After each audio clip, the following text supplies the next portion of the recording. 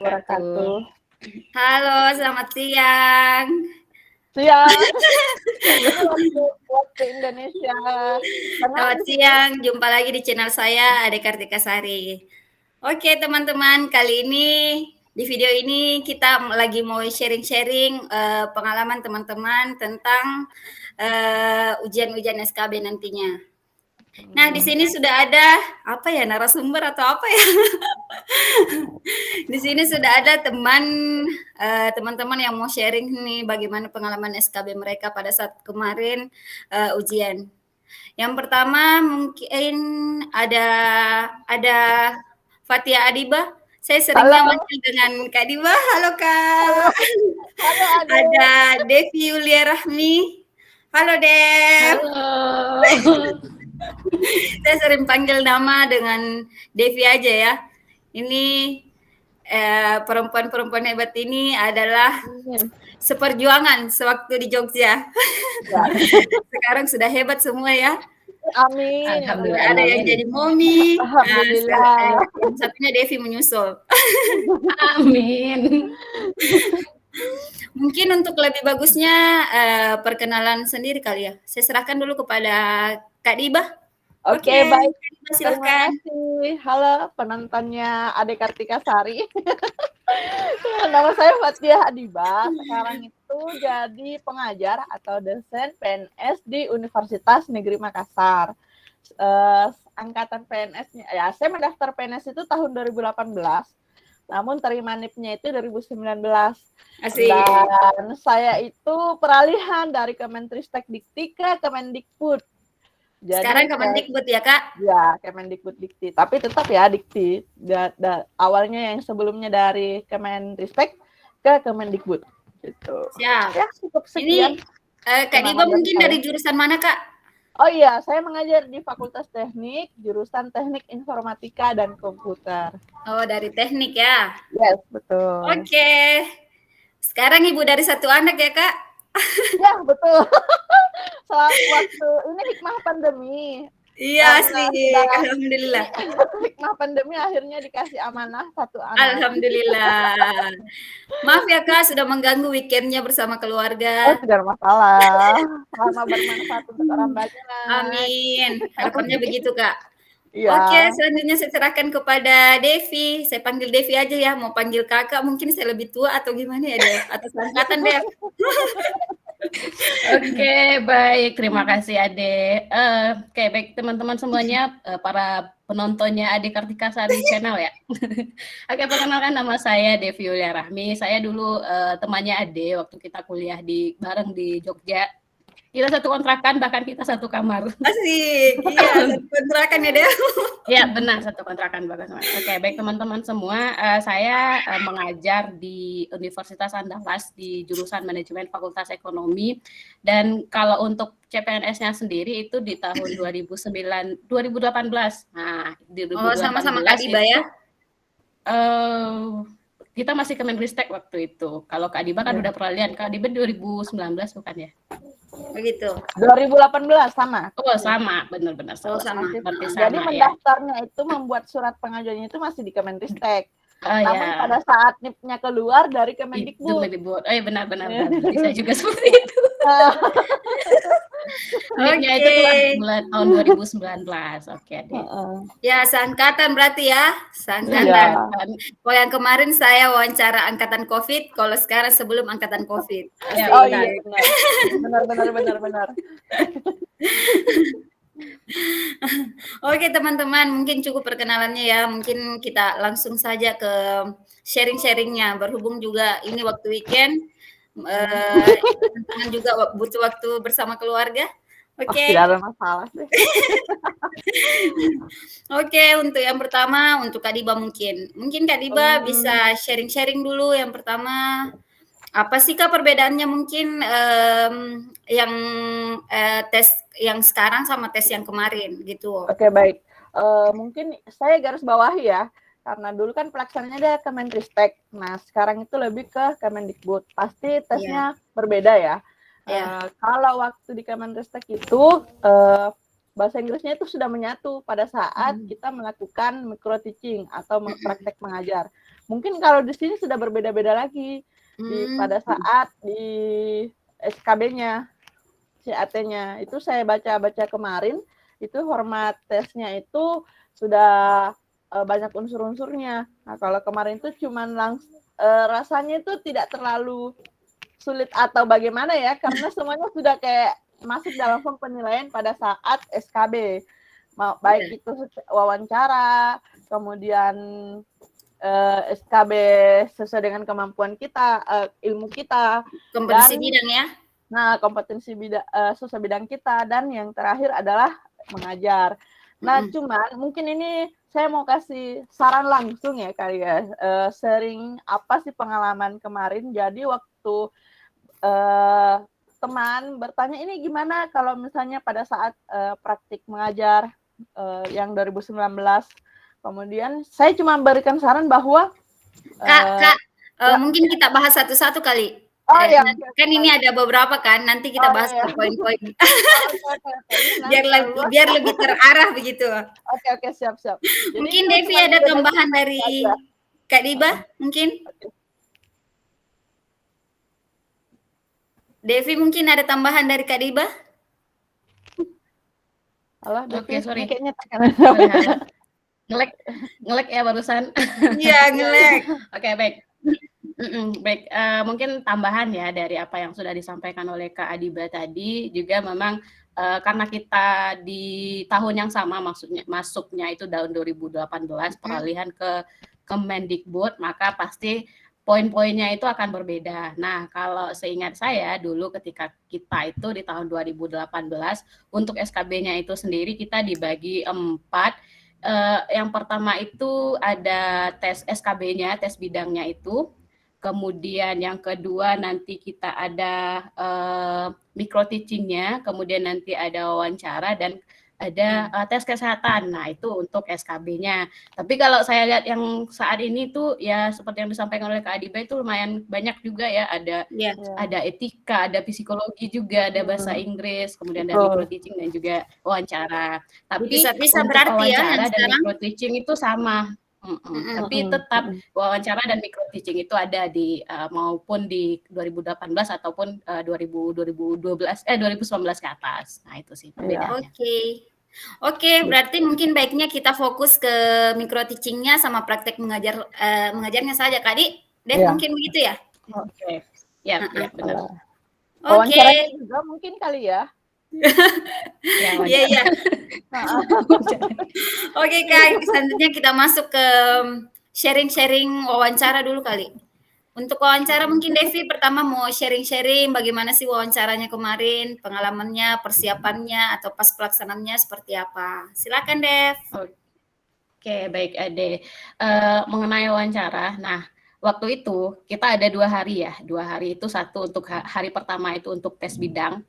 SKB online lah kalau sekarang istilahnya CBT ya. Kemudian di hari kedua nanti kita wawancara dan micro teaching. Nah, pada saat wawancara itu kita ada reviewernya, ada interviewernya, ada 3 orang.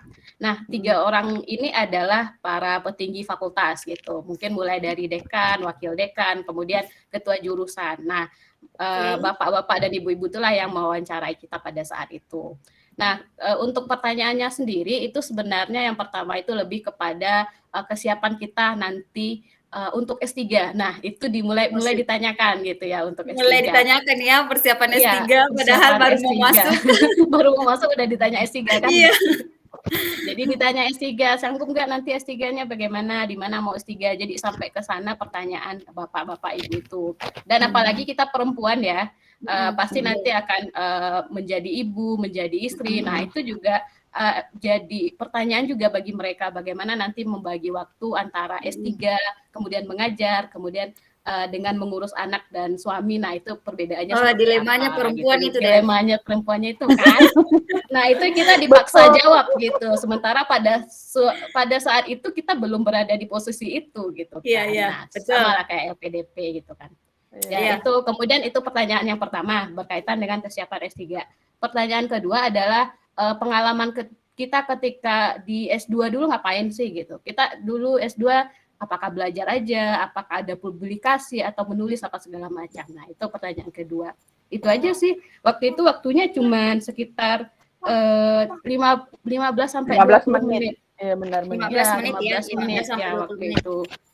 Ya untuk persiapannya sendiri ya mungkin karena kita sudah dapat gambaran juga apa saja pertanyaannya, mungkin kita cari-carilah kira-kira kalau ditanya ini jawabannya seperti apa gitu. Iya. Iya. Oke. Nah.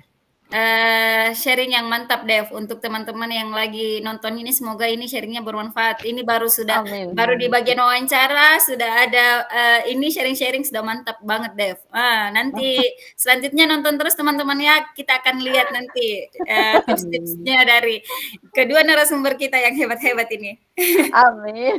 Oke, selanjutnya saya serahkan kepada Kak Diba. Oke, baik, terima kasih. Jadi kalau mungkin beda ya kalau misalnya dari Devi itu mungkin di tingkat fakultas. Nah, ini di UNM itu Universitas Negeri Makassar itu yang mewawancarai ada perwakilan dari universitas. Dalam hal ini adalah rektor dan para wakilnya. Dan yang kedua adalah dari tingkat fakultas, baik itu dari dekan maupun dari wakilnya. Nanti itu dibagi-bagi. Nah, kebetulan kemarin saya mendapat pewawancara atau interviewer saya itu dari untuk tingkat universitas itu wakil rektor, begitupun tingkat fakultas juga wakil dekannya. Nah, pertanyaannya dekan ini Kak. petinggi universitas langsung. Iya.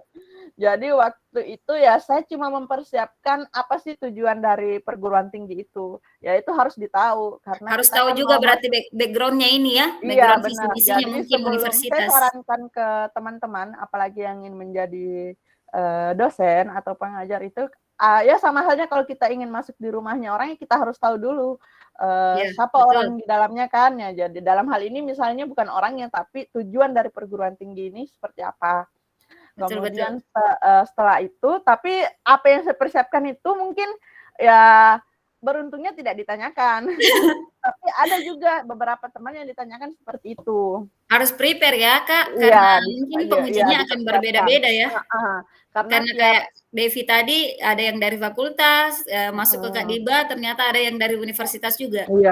Iya gitu. Jadi pertanyaan saya cuma berapa ya? Yang saya paling ingat itu adalah nanti kalau diterima kegiatan apa atau apa yang akan kamu lakukan untuk kemajuan atau memajukan program studi yang kamu tempati nanti. Itu harus dipersiapkan. Jadi kita memang harus mempersiapkan strategi apa.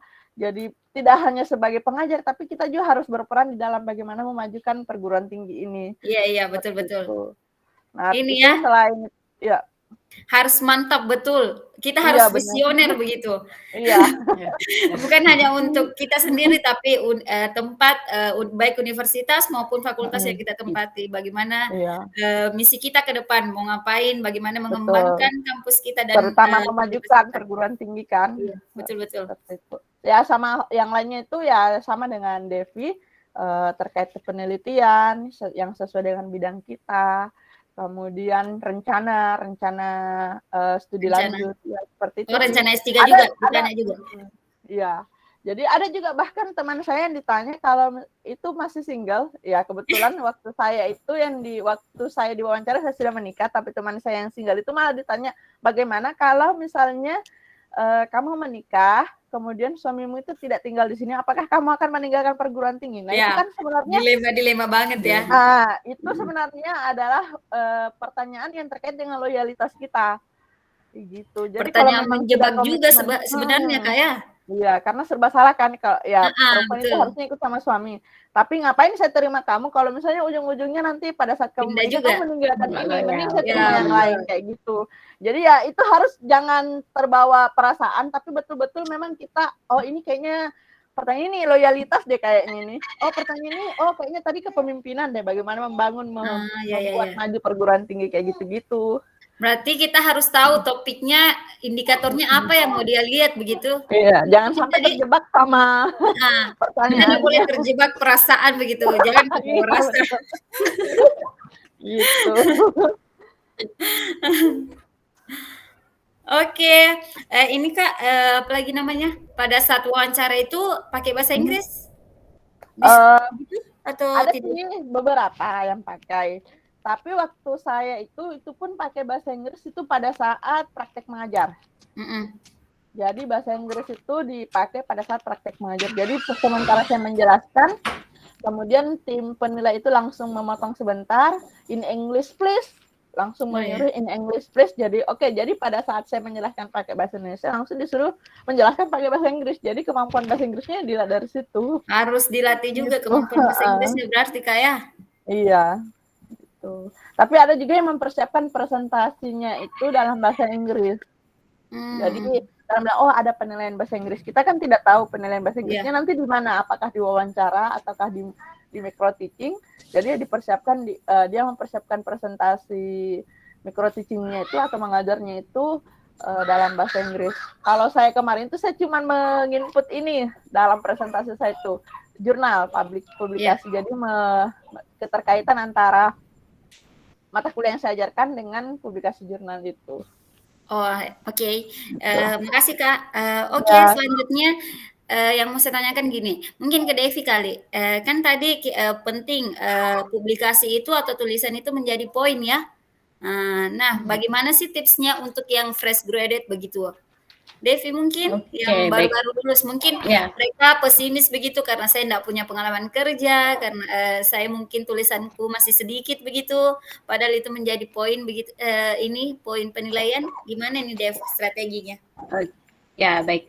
Nah berkaitan dengan penulisan artikel ataupun apa namanya ya, menulis lah intinya yang ditanyakan saat itu, walaupun kita sebenarnya kan ketika kita S2 kita sebenarnya udah nulis gitu ya, nulis tesis. Nah kita ceritakan aja, misalnya kita nggak punya artikel nih, nggak ikut conference, nggak punya artikel dan segala macam.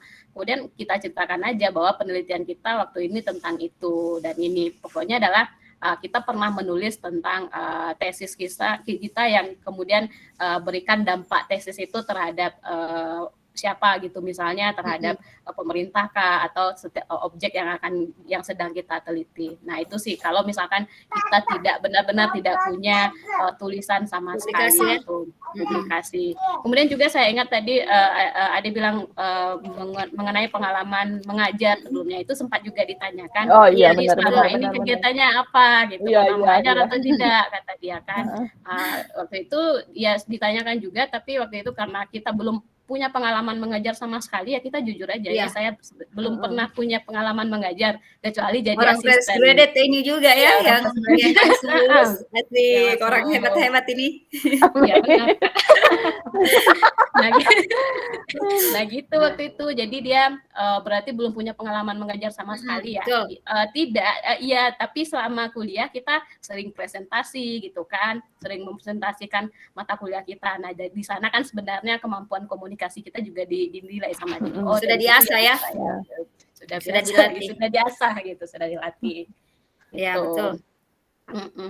Berarti untuk teman-teman di luar sana yang fresh graduate begitu jangan pesimis karena banyak strategi yang bisa kita gunakan pada saat kita menjawab pertanyaan dari interviewer. Betul sekali. Nah, mungkin tipsnya juga jangan panik kali ya Kak. Mungkin jangan nggak boleh panik. Ya bagaimana etika wawancara ya. Jadi jangan duduk sebelum dipersilahkan.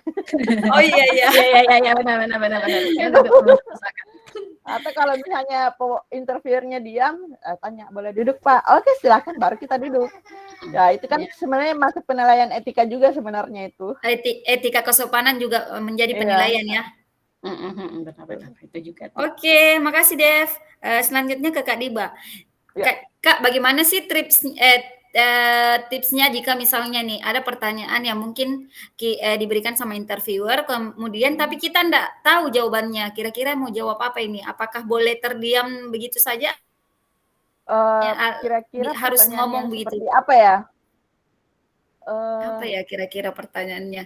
Ya kalau misalnya pertanyaannya memang di luar dari bidang saya mungkin ya, kalau misalnya masih terkait dengan bidang kita, tapi sebenarnya jarang sih kalau misalnya ada pertanyaan yang betul-betul memang kita tidak tahu. Tapi kalau misalnya pertanyaannya pertanyaannya itu kita dapat pertanyaan yang betul-betul kita tidak tahu dan tidak ada persiapan sebelumnya. Misalnya nih, kamu tahu tidak tujuan atau visi misi dari perguruan tinggi ini? Iya, ini contohnya. Terus dia tidak tahu begitu. Nah, kita tidak tahu.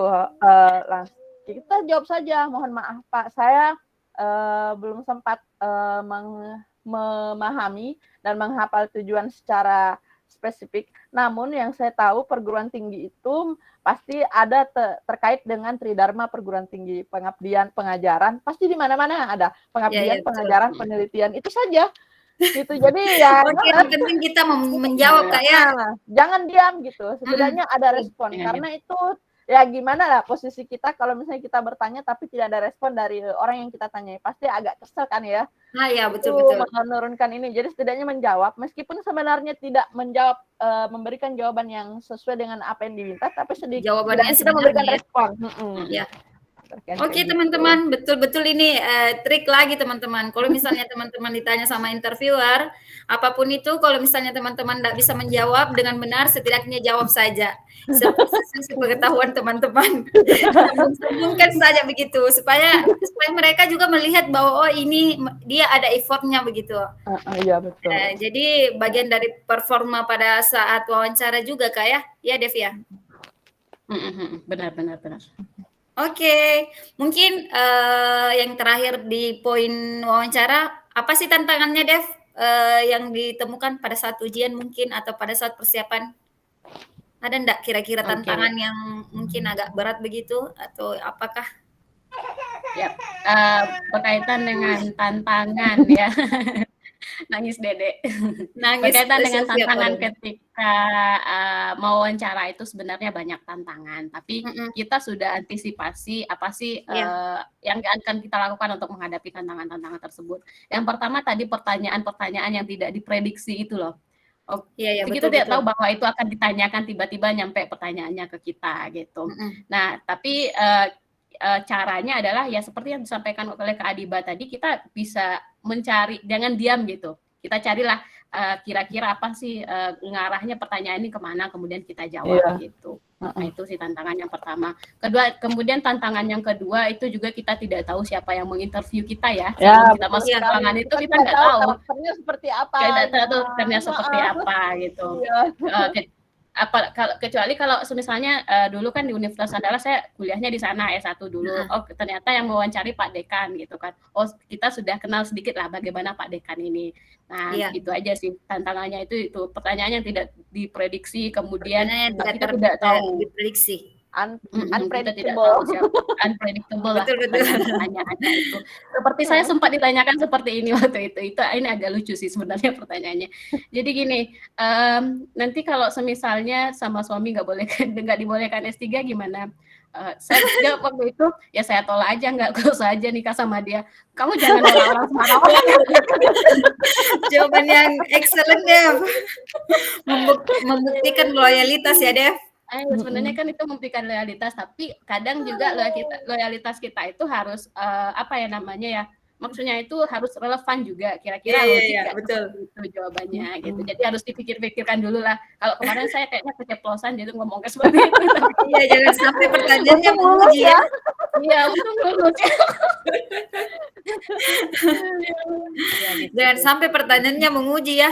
Padahal nanti bilangannya A, ternyata dalam hatinya B. Berarti mungkin wawancaranya atau interviewernya sudah bisa menilai ini mungkin.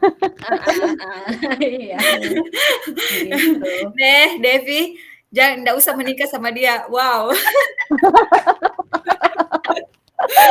Devi, bagi yang mendengar ini, ini Dev. Yang mendengar ini, wow, Devi.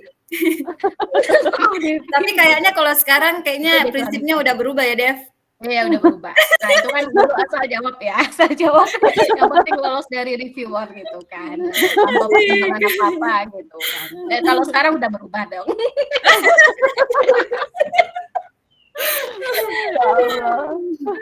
Oke Dev, thank you Dev. Selanjutnya ke Kak Diba mungkin. Kalau tantangannya Kak Diba gimana? Mungkin saya merasa tantangannya karena saya rasakan sendiri adalah kita menyampaikan bidang kita, namun orang yang mewawancara itu tidak memahami ilmu di bidang kita. Jadi misalnya saya menyampaikan kecerdasan buatan.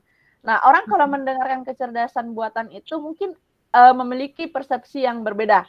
Nah, kecerdasan buatan kalau di bidang teknik informatika kan beda nih. Yang kecerdasan buatan adalah dalam perangkat diberikan kecerdasan yang menyerupai manusia. Tapi mungkin kalau misalnya dari sisi pengetahuan yang lain, dia menganggapnya yang lain. Jadi rasanya biasanya susah tuh ketemu. Iya. Nah, itu biasanya yang penjelasannya itu agak lama. Jadi kalau misalnya dapat yang seperti itu, mending diam saja. Yang penting kita sudah menjelaskan. Lalu kalau misalnya dibantah, tapi menurut kalian itu ini kayaknya butuh waktu yang panjang deh untuk menjelaskan, sudah bilang saja oke Pak, baik. Oh gitu. Diterima ya Kak. Ini iya. Yang jelas kita sudah memaparkan apa yang ini. Karena menurut saya kalau misalnya sudah aneh, misalnya ini gimana ya? Ini kayaknya nggak nyambung deh pertanyaan dengan apa yang saya maksud. Jadi ya, oke, maksudnya meskipun karena kalau misalnya kita merasa ngotot itu nanti seakan-akan kita merasa lebih pintar. Betul. Interviewernya, itu jadi bahan, jadi mungkin jadi penilaian juga Kak ya. Kayak ngotot-ngotot begitu, jadi kalau misalnya lebih argumen. Iya betul. Gitu ya. Jadi semoga lah kalau interviewernya paham dengan bidang keilmuan yang diwawancara itu juga ya, itu lebih bagus lagi. Tapi kalau misalnya satu seni, yang mau wawancara itu dari seni, kemudian saya dari teknik, itu akan gimana ya? Sekali ya. Iya, karena mungkin untuk pewawancaranya betul-betul disiplin ilmunya juga agak ada yang berbeda ya Kak. Iya gitu betul. Ya, Dev. Kalau kemarin Devi mungkin bagus karena dari fakultas ya Dev, tapi kalau langsung dari fakultas, dari universitas, mungkin dari berbagai background ilmu ya. Iya betul. Iya. Oke, betul-betul ini harus diperjuangkan ini. harus diperjuangkan ini. Setidaknya teman-teman artinya sudah punya tips-tips apa-apa sih yang perlu teman-teman persiapkan dari sharing-sharing ini ya. Oke teman-teman, tetap tonton ya. Kita lanjut ke micro teaching. Oke, kalau misalnya nanti ada yang terlewat Kak atau Devi, ada yang mau ditambahkan, silahkan tambahkan saja ya. Meskipun kita sudah masuk ke micro teaching, tapi kalau misalnya di poin wawancara masih ada yang mau ditambahkan, silahkan saja. Oke, untuk micro teaching mungkin ke Kak Diba dulu. Yang kemarin yang dipersiapkan apa nih Kak waktu micro teaching? Ya, yang pertama sama dengan praktik mengajar ya Kak? Ya, sama sama dengan praktik mengajar. Jadi hari pertama itu kan SKB nih, tes SKB.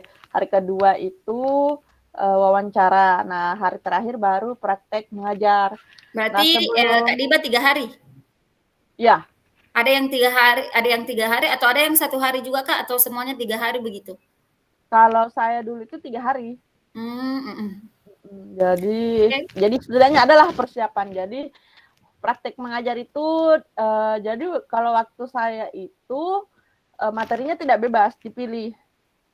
Jadi H-1 setelah wawancara, hari kedua itu kita sudah diarahkan ke fakultas, materinya dibagikan untuk misalnya di program studi apa. Jadi tidak semua, berbeda-beda pasti yang diajarkan. Jadi sudah diberikan untuk kebetulan saya melamar di program studi teknik komputer. Jadi saya situ ada 5 pilihan. Silakan dipilih salah satunya mau mengajarkan apa dari situ. Nah, setelah itu pulang kita persiapkan untuk besok harinya. Nah, meskipun sebenarnya tidak diminta, tapi pada saat itu saya mempersiapkan seperti RPS lah ya, atau silabus untuk satu pertemuan. Kemudian yang lainnya itu adalah perangkat-perangkat pembelajaran setidaknya lengkap. Jadi ada spidol. Ini kan kalau misalnya luring nih ya, yang secara langsung. Spidol, pointer, presentasinya yang menarik. Gitu. Itu kira-kira kalau yang ini nanti luring kah atau daring ini nanti ujiannya mereka? Kalau setahu saya, kalau yang tahun lalu kan itu daring ya? Iya, tahun lalu nggak tahu sih. Tahun lalu daring, tahun ini kemungkinan ada luring karena udah dipanggil ke univ. Kemungkinannya ada yang kemungkinannya luring ya. Iya, kemungkinannya. Jadi ya seperti itu, perangkat-perangkat pembelajarannya yang dilengkapi. Kalau bisa di print out RPS-nya dibagikan, kan ada 3 penilai. Jadi kita sediakan 3 atau 4 dengan kita 1. Kita kasih ke jurinya. Biar dia tahu apa yang akan kita bawakan, tahap pertama bagaimana, skenarionya apa, kemudian ya bagaimanalah mengajar itu ada persepsi, ada evaluasi terakhir, ya kita mengikuti struktur yang seperti itu. Jadi pembukaan, kemudian merespon, menanyakan respon mahasiswa, apakah pernah dengar materi ini ya, strukturnya seperti itu. Prosesnya ya Kak? Iya, prosesnya, proses mengajar yang baik. Itu banyaklah tutorialnya di YouTube. Nah, kemudian ya benar, harus karena mengajar itu tidak asal mengajar, ada urutannya gitu. Kemudian yang kedua itu yaitu tadi perangkat pembelajaran yang lainnya itu yang pendukung ya, pendukung perangkat pendukung. Pointer yang laser itu kan, kemudian spidol, laptop juga kali ya. Laptop. Ya, kalau laptopnya yang ini antisipasi kalau misalnya luring, antisipasi bawa yang colokan yang bisa masuk mau PGA atau HDMI. Biar tidak lama di dalam pada saat dipanggil. Kemudian membackup materi, jangan sampai tidak bisa tampil atau bagaimana. Iya, betul ini. Gitu. Sangat baik ini sarannya, Kak.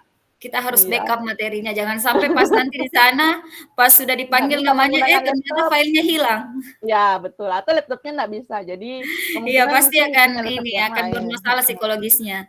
Iya, gitu. Itu sih kalau saya micro teaching. Sisanya itu relax, santai, jangan tegang. Anggaplah yang penilai itu adalah mahasiswa kalian.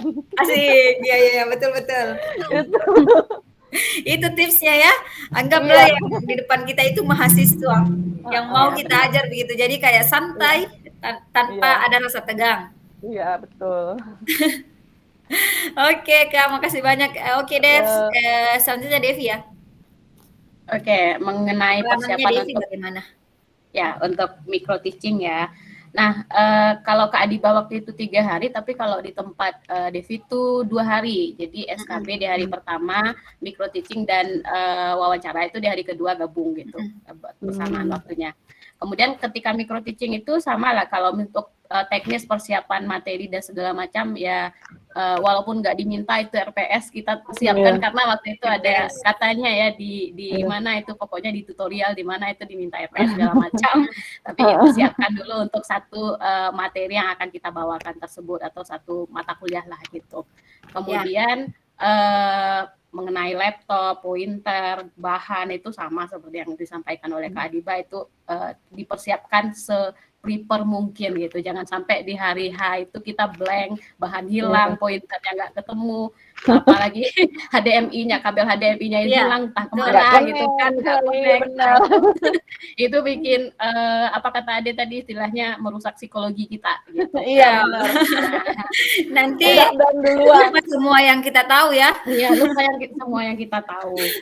Nah, waktu itu kalau materi, kalau Kak Adiba itu diminta memilih ya, tapi kalau di kami di Universitas Andalas itu bebas gitu, mau bawakan materi apa itu terserah. Yang penting itu kita menguasai gitu. Dan pada saat itu juga audiensnya itu adalah bapak-bapak dan ibu-ibu interviewer tadi gitu, nggak berubah. Nah, tapi ada di sebagian universitas mereka memang membuat kelas semu, benar-benar kelas lah gitu. Ada mahasiswanya didatangkan gitu. Kemudian interviewernya itu hanya mengamati aja gitu. Tapi mahasiswanya yang nanya-nanya seperti kelas real lah. Itu di institusi lain. Jadi kayaknya itu bergantung kepada institusi masing-masing gitu. Iya, kayak ini ya berdasarkan kebijakan masing-masing. Berdasarkan kebijakan masing-masing setiap fakultas. Nah, lanjut ketika micro teaching itu kita diminta untuk menjelaskan materi ya, mulai dari membuka kelas, kemudian menyampaikan materi. Nah, tapi nanti di perjalanan di saat itu kita switch bahasa gitu. Coba jelaskan dengan bahasa Inggris gitu. Oh, sama Kak Diba tadi ya pengalaman berarti disuruh switch. Berarti pengalaman bahasa Inggris kita mungkin nilai dari sana ya, ganti-ganti bahasa gitu. Atau pada saat itu juga mereka rame gitu, pura-pura rame aja, pokoknya ribut lah istilahnya kelasnya itu. Terus ada satu orang dari bapak itu bilang, oke, itu kelas lagi rame, lagi ribut, coba tenangkan bagaimana caranya gitu. Nah, kita dimintain kayak gitu. Mau dilihat juga ya bagaimana memanage kelas. Iya, benar. Jadi pengalamannya kayak gitu. Jadi tapi bukan mahasiswa, itu dosen loh. Jadi kan kita agak sungkan untuk dia selalu bertanya untuk mengganggu kita, tapi iya, jadi yang panel itu cuma ini gimana ini gimana. Jadi saya itu dengan suara yang besar langsung, mohon Bapak diam dulu, saya masih sementara menjelaskan. Iya benar. Kita Harus kan menyampaikannya sebenarnya juga agak dengan sungkan sopan ya. Iya Dengan benar. sopan Kak ya. ya. Kita sungkan. Kita pasti agak sungkan kan karena yang datang di sana Iya. kan bapak-bapak sama ibu-ibu dosen. Iya. Tidak mungkin kan kita bisa ribut aja gitu kan. Kalau mahasiswa boleh lah kita bisa seperti itu, tapi Betul. mereka tetap terus menekankan bahwa anggap kita ini mahasiswa Anda gitu. Jadi Iya. apapun ya silakan lakukan gitu. Jadi kita nggak baper loh nanti, intinya gitulah. Kita nggak akan baper kalau yang kita ini jadi dilema juga ya, yang mau dilema ujian. juga. Gitu. Oke. Dan waktu Masih itu ada, saya Dev? ketika ribut-ribut itu saya cuman ya. Dan ketika ribut-ribut itu saya cuman kan kita pegang spidol ya. Terus diiniin ke papan tulis tak nah berhenti gitu. Karena bingung mau ngomong seperti apa kan waktu itu. Jadi, Oke, mereka silakan malah diam tawa kayak aja. gitu ya. Ya, itu Ini kayaknya etika atau selama proses pembelajaran mereka nilai juga berarti ya. Etika selama pembelajaran, bagaimana jika menghadapi mahasiswa dalam kondisi kelas yang ribut atau ada kondisi-kondisi lain yang mengganggu pada saat proses belajar mengajar. Mungkin mereka mau lihat situ juga ya, bagaimana seorang dosen bisa memanage mahasiswa atau ini memanage ruang kelas. Ya. Supaya kondisif, karena mungkin itu akan mempengaruhi juga proses belajar mengajar. Iya. Kalau misalnya kita biarkan aja mahasiswa diam kan nanti gimana ini, berarti orang nggak bisa ngajar ini nanti kan. Iya benar. Itu kayaknya melihat kemampuan kita mengontrol kelas kayaknya, mengontrol dan menguasai kelas. Iya benar. Gitu. Oke. Kak Diba, kemarin itu kalau PPT-nya harus kita bagusnya bahasa Inggris. Kalau misalnya kita bahasa Inggris kan jadi poin enggak? Kalau saya pribadi sih saran ya, mungkin di Inggris kan. Gitu. Apalagi ini kan perguruan tinggi lebih bagus. Kalau menjelaskannya dalam bahasa Indonesia enggak apa-apa, tapi kalau presentasinya in English juga enggak apa-apa, lebih bagus lagi. Pengalaman juga mungkin kita lihat ke perguruan tinggi terbaik di Indonesia kan. Ini pengalaman kita, entah kalau di jurusannya Ade kemarin sama Devi, kalau di jurusan saya kemarin itu rata-rata dosen yang melakukan presentasi itu in English, tapi menjelaskannya pakai bahasa Indonesia. Jadi ya kalau bisa persiapan materinya in English juga. Benar, iya benar juga. Persiapkan, kalau Devi juga persiapkan PPT-nya itu mungkin dengan bahasa Inggris saja. Nanti kalau kita mau jelaskan bahasa Indonesia nggak apa-apa. Iya. Iya, seperti pengalaman juga ya, mungkin kayak di kampus-kampus UGM itu kalau kemarin kita itu kuliah slide-nya itu bahasa Inggris, tapi ya dosennya tetap mengajarkan bahasa Indonesia gitu. Iya. Ininya. Mungkin karena sudah standar internasional juga ya. Iya. Ini dia asik. Ya, mungkin kan akan jadi bahan penilaian juga. Jadi untuk teman-teman biar lebih menarik lagi, biar bisa lebih menghipnotis lagi, menambah nilai. Iya, Bagusnya betul. PPT-nya dibikin dalam bahasa Inggris, nanti untuk menjelaskannya entah itu mau bahasa Inggris atau bahasa Indonesia, terserah teman-teman. Tapi nanti kan juga akan di-switch juga ya. Kalau misalnya ini disuruh minta bahasa Inggris. Ya. Oke, karena mereka mungkin juga mau melihat ya kemampuan berbahasa kita, karena itu tidak karena mahasiswa ini sekarang ya, dosen sekarang harus memang pintar bahasa Inggris ya. Betul. Dituntut harus bisa bahasa Inggris. Karena kan bahasa Inggris adalah bahasa pemersatu ya, global. Bahasa global. Ya. Karena mungkin ini juga ada mungkin karena di prodi itu atau di fakultas itu mungkin ada beberapa program internasional, bisa jadi nanti kita ditugaskan mengajar di sana tuh jadinya seperti itu. Jadi menjadi syarat bahasa Inggris itu. Ya betul.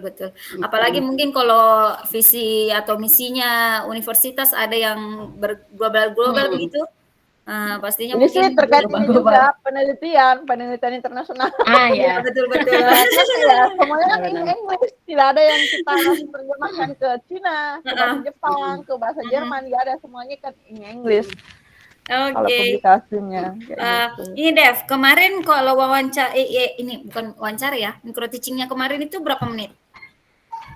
Kalau micro teaching itu nggak lama juga sih, 15 menit gitu. 15. Iya, Karena 15 15 menit menit ya maksimum lah waktunya, 15 menit. Iya, Karena kita saya nggak ingat. diminta untuk menjelaskan dari awal sampai akhir, Betul. tapi karena kita sering diinstruksi ya agak susah. Iya. Jadi kan makanya Ya itulah. itulah kan. Jadi Bu, coba buka gitu kan, coba jelaskan slide ini, coba ganti bahasa. Jadi kan kita nggak ngalir sebenarnya ngajarnya. Oh gitu. Ya, Oh. tapi kalau ditotalin 15 menitan lah. Ya normalnya 15 menit ya, tapi ya tergantung 15 juri menit. lagi ya.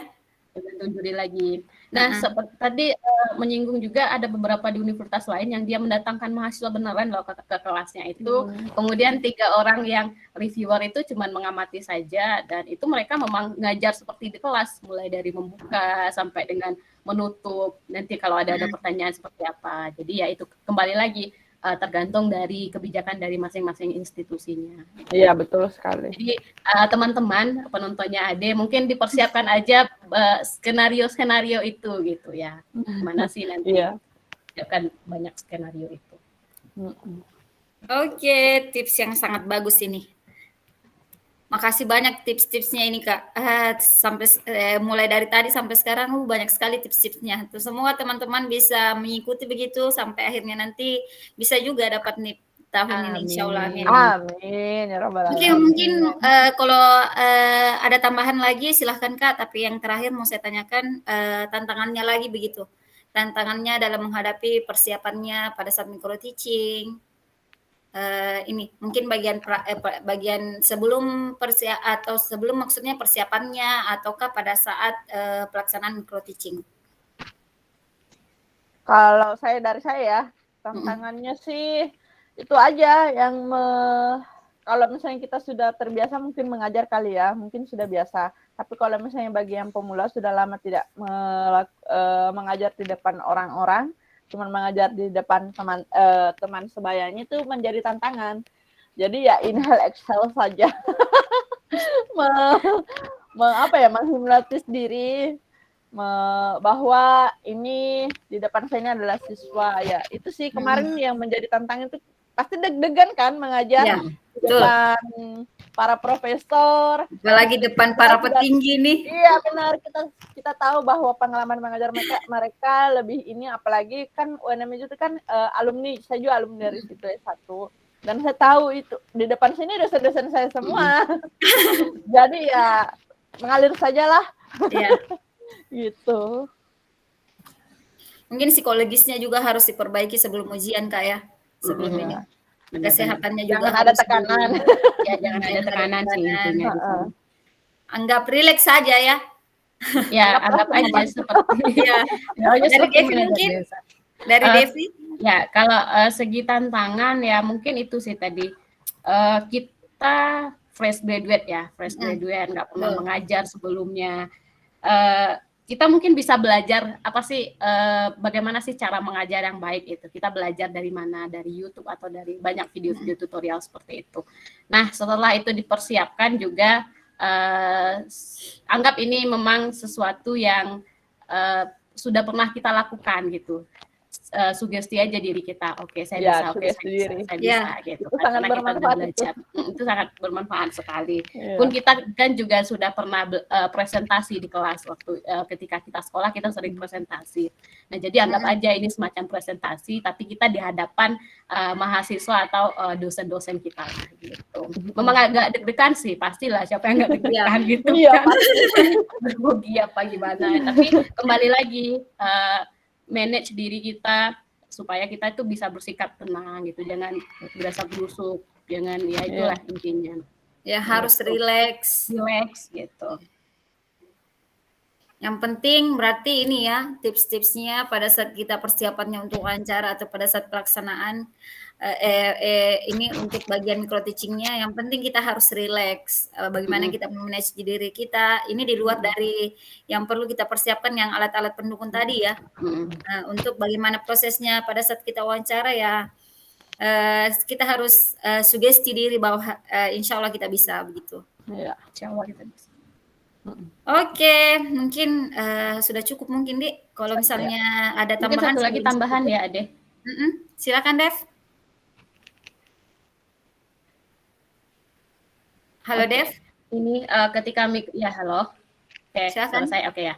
Nah, ketika micro teaching, nah itu materi yang akan kita bawakan itu pastikan bahwa kita memang menguasai gitu, sangat menguasai lah Iya, gitu. betul.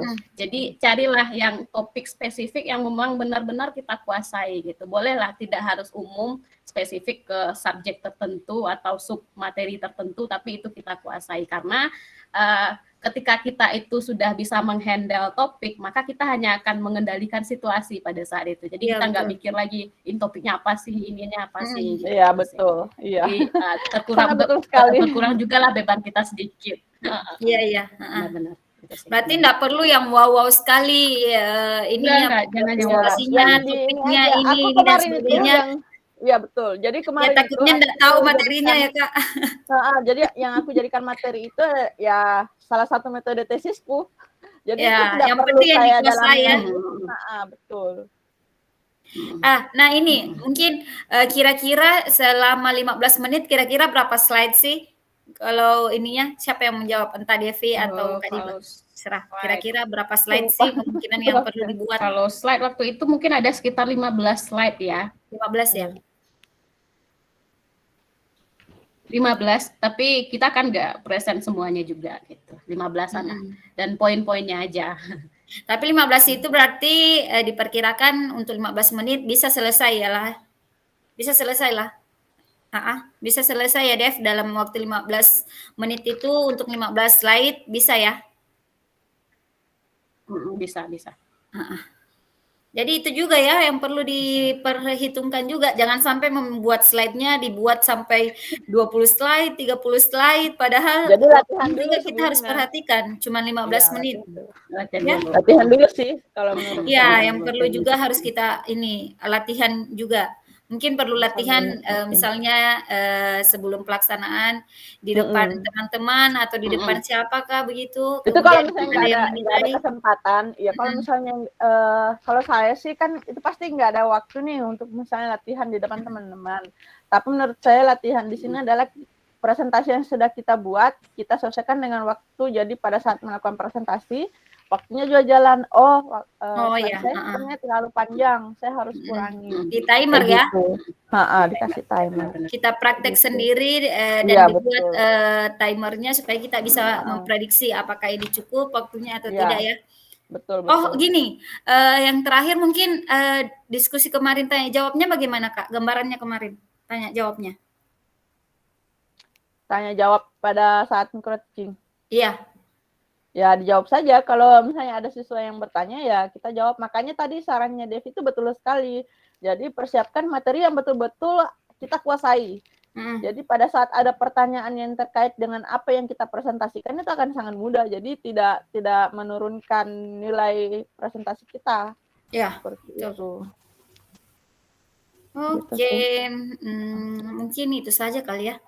Kalau tidak ada mungkin sebelum saya tutup Kak Diba mungkin atau Devi mau kasih closing statement mungkin apa begitu, kasih motivasi kepada teman-teman yang lagi nonton. Ya. Oke, kalau saya sih ada pepatah Bugis, entah bahasa Bugisnya seperti apa, tapi sampaikanlah dulu. Jadi kalau misalnya kita mau mendaftar menjadi PNS, jadi bayangkanlah dirimu sudah jadi PNS sebelum ke tempat itu. Oh gitu. Ya, saya lupa bahasa Bugisnya seperti apa. Jadi saya memakai filosofi. Tapi artinya begitu Kak ya? Iya, artinya kita lihat dulu diri kita bahwa kita itu sudah jadi PNS. Sudah sampai di sana. Jadi sudah sampai di sana ya. Sebelum berangkat kita sudah sampai. Jadi raga kita ada di sini, tapi roh kita sudah ada di sana. Kita sudah saya sudah di sana kayak gitu. Saya kemarin pakai itu sih. Caranya kayak gitu. Betul sekali Kak, motivasi yang bagus sekali nih. Yang ini yang perlu ditanamkan dalam diri bahwa pikirkan bahwa kita sudah sampai di sana, sudah sampai di tujuan kita begitu. Iya, kita sudah membayangkan saya sudah jadi. Betul. Ini gitu. Yang penting di dalamnya harus ada prosesnya di dalam, ada semangat belajar dan berdoa. Mungkin kalau Devi sebelum saya tutup Dev. Oke. Oke, baik. Bagi teman-teman yang saat ini sedang berjuang untuk bisa mendapatkan NIP sebagai dosen ya, intinya adalah tetap terus semangat, lalui proses-proses tersebut dengan sungguh-sungguh dan pastikan bahwa memang apa yang kita lakukan saat ini adalah memang cita-cita kita gitu. Jadi dengan demikian kita akan bersungguh-sungguh untuk melakukannya, gitu sih. Iya. Oke, sangat keren-keren. Closing statement yang sangat keren. Terima kasih untuk dua narasumber kita. Terima kasih sudah saya ambil waktunya ini, waktu weekendnya bersama keluarga. Ini kemarin mungkin untuk teman-teman yang mau ujian masih bingung-bingung, masih bertanya-tanya apa-apa sih yang mungkin jadi pertanyaan, bagaimana sih prosesnya nanti di sana. Nah, semoga video ini bisa bermanfaat untuk teman-teman dan bisa mengantarkan teman-teman untuk mencapai cita-cita teman-teman. Amin. Oke Kak, salam untuk Kak Diba, salam sama Kak Ewing, sama anak cantik Sofia. Iya, Untuk Devi, salam sama keluarga Dev. Ya, siap. Terima kasih banyak. Untuk Kak Diba, silahkan Kak dihentikan rekamannya. Dadah, makasih banyak. Bye. Oke, udah nggak